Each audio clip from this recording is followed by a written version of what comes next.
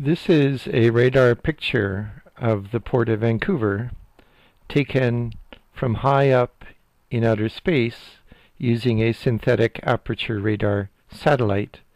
The satellite is the European Space Agency Sentinel-1.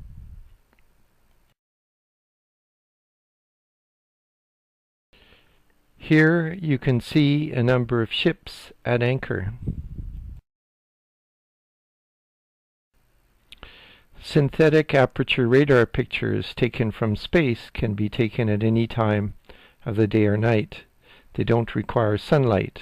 All they require is the satellite to transmit and then receive radio signals. You can see in this picture the approach to the Port of Vancouver, and as you can see, there's no ship presently entering the port. Here you can see Stanley Park, and you can also make out the body of water within Stanley Park called Lost Lagoon. This structure is, of course, Lionsgate Bridge, and if you look very closely you can make out the structure of the bridge, and you can also make out some of the vehicles that are crossing the bridge. This means the resolution is on the order of maybe 2 to 3 meters for this particular picture. That's not the best that can be done with synthetic aperture radar satellites like Sentinel-1.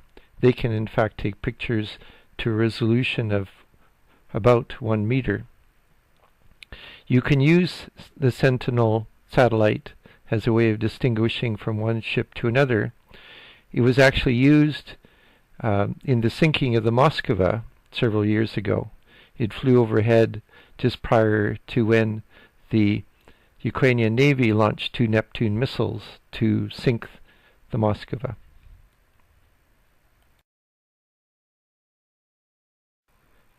As you can clearly see, as you try to approach and enter the Port of Vancouver, you cannot go directly in. You have to do a bit of a dogleg. There's a channel that you have to enter and do it properly, otherwise you might strike the bridge. For those of you who reside in West Vancouver or have some business relating to this short film, I give you a few seconds to see if you can find the pier at Ambleside and the ferry building in this picture. It's actually an important navigation point when you enter the Port of Vancouver, and we'll see if you can find it in this picture. I bet most of you were not able to find the pier and the ferry building in this picture. You'll notice the ferry building has a larger radar return than the pier, and that the contrast between the pier and the background seashore is not all that significant. That particular navigation point is crucial to a safe entry into the Port of Vancouver, and any ambiguity that could be brought to play by the placement of objects in that vicinity poses a true and real hazard to navigation into the Port of Vancouver. You notice I haven't mentioned out of the Port of Vancouver. Once you clear the harbor, it's very easy to navigate. The difficulty is not clearing the harbor, the difficulty is entering the harbor. Here is the dogleg into the port. And if you look at the top left-hand corner of this chart, which is provided by the Port of Vancouver, you can see the pier at Ambleside that is shown as a navigation point. As you are entering the port from the left to the right, you notice that there are no navigation points on your starboard side. The only navigation points you have or on your port side. And the best navigation point you have as you enter the port is the Ambleside pier and the northern part of the bridge. Now, you don't want to try to use a navigation point in front of your ship as a reference point. You have to use something that's off to the side, which makes the Ambleside pier rather important, doesn't it? When you enter the port, you have to alter to starboard to do the dogleg. You have to have a reference point that you use range and bearing off of to tell you when it's time to turn. Now, the ships that are entering our ports are getting bigger and bigger each year, including these large luxury liners that have thousands of people aboard. The channel is not getting any wider, but the ships are definitely getting bigger. And if you ponder the worst case scenario, it's where someone in entering the port makes an error on when to do their turn. That error could be caused by a number of different things, some of which may be related to the master of the ship and issues within the ship, or it might relate to navigation points and ambiguities and confusion due to objects adjacent to the pier.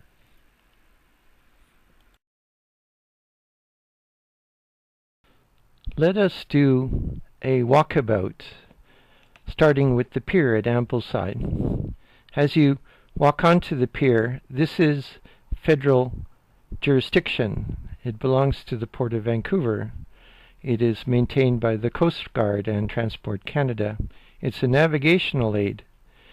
If you look across from the end of the pier, you see Stanley Park, and you see that the pier is pointed to the headlands of Stanley Park. A master will draw a line between Ambleside Pier and the headlands, and he will use that as a reference to when he needs to alter to starboard as he enters the port. The people who design the pier design this alignment for that very purpose.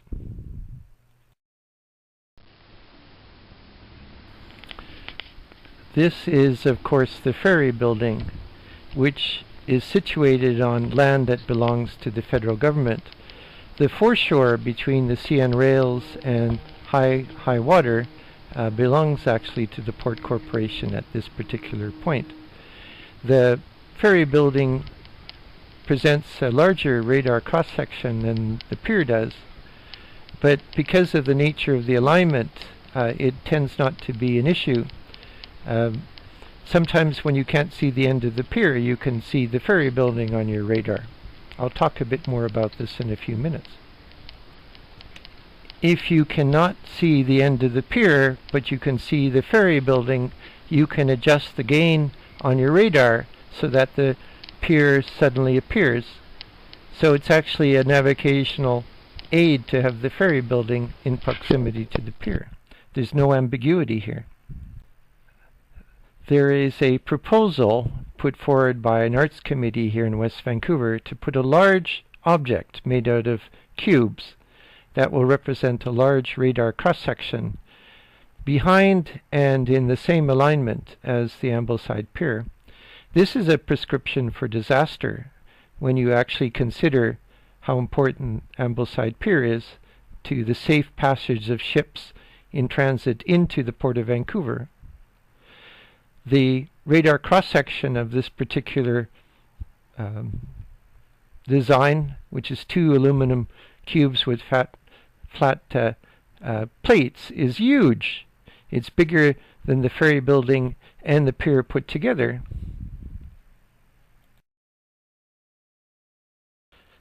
This is an example of a PPI radar console. The ship is at the center of the console, and you can see the shorelines on both sides, which are not clearly defined, partly because of what's known as radar clutter. And closer into the ship you can see radar clutter as well.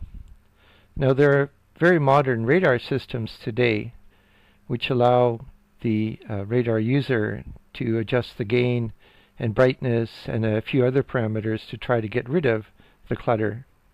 Because what they're trying to do is they're trying to find navigation points to aid them as they passage through a channel or into a port or wherever. There are a number of reasons why I have used the Sentinel picture made by synthetic aperture radar in this particular presentation. The first, of course, is it gives us an overview of the port. But the second is it also gives us a chance to go and gauge for ourselves the different characteristics of objects in and around the vicinity of the channel into the Port of Vancouver. I'm going to now walk you through an example or two of radar clutter, and we'll be able to relate the shape and aspects of objects in this picture to what we will in fact get from two cubes made out of flat aluminum plates stacked high enough off the ground to form clutter on the radar of ships entering the port. Can you make out the pier at Ambleside? Can you make out the ferry building, which has a higher radar cross-section than the pier? And can you make out the bright spot that's a little bit towards the east of the pier? Can you guess what that is? In this picture you can see the Ambleside pier, you can see the ferry building, and then you can also see the masts and wire guide stays at the sailing club that's immediately east of the ferry building. Here are some examples of radar clutter. What they have in common is they're cubic structures made out of metal. When you have cubic structures made out of metal, you get a very high radar cross-section. And as you can see, a structure, for instance a tall building, even a short building made out of metal, causes a huge radar return. I hope you now have a better understanding of some of the issues as it relates to a safe entry into the Port of Vancouver. You can draw the line between the pier and the headlands, and you can see where the ship should begin its turn. If you turn early, that's fine. You ease the turn. If you turn late, you are in a conundrum, because if you tighten the turn, the stern of your ship will swing out from under you and stand the chance of hitting the northern part of the bridge. Let me ask you another question. Why is it on some days we can see Mount Baker here in Vancouver and other days we can't? This is an optical effect that's due to the atmospherics. This is a cold day and it actually bends the visible light. The state of the environment, the temperature of the air, the humidity of the air, it does strange things to radar. On a warm, hot day you might see something well on your radar, but on a cold, moist day you might not even see it. The radars on these large ships are far up above the waterline, and you know there's the possibility that they might not see the end of the pier. They might see the top of a large metallic object that's made out of two aluminum cubes. And then what do they do to interpret? Well, they'll use the buildings across the street, thinking it's the shoreline. And of course, I'm asking you to consider not the best days of passage into the port, but the days where the passage into the port is rather challenging. That's when you run the risk of, for instance, the Baltimore Bridge catastrophe, where everything fails all at once and suddenly down comes the bridge. A number of people died in that accident, and they had nothing to do with the ship. They happened to be passing on the bridge. If the bridge gets damaged, Lionsgate Bridge, it affects hundreds of thousands of people. It also affects the commercial enterprises of the Port of Vancouver.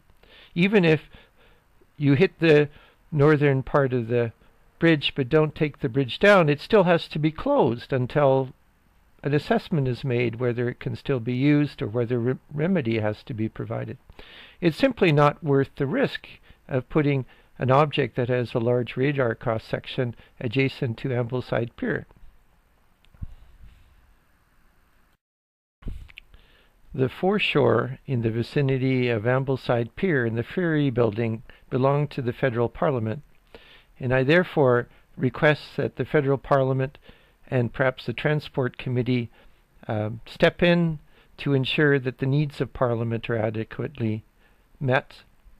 I would also recommend that the Transport Canada people invite the Royal Canadian Navy to donate an anchor chain to put at that site, and it should be left there until such time as Parliament has decided what to do. I'd recommend also you cover the flukes with rubber so it doesn't harm any child who might want to climb over the object. This object will have a low radar return and will not represent a hazard to navigation, but I think it should remain there until Parliament has decided what ought to go at that spot. Perhaps that's something the Transport Committee can find the time to look into.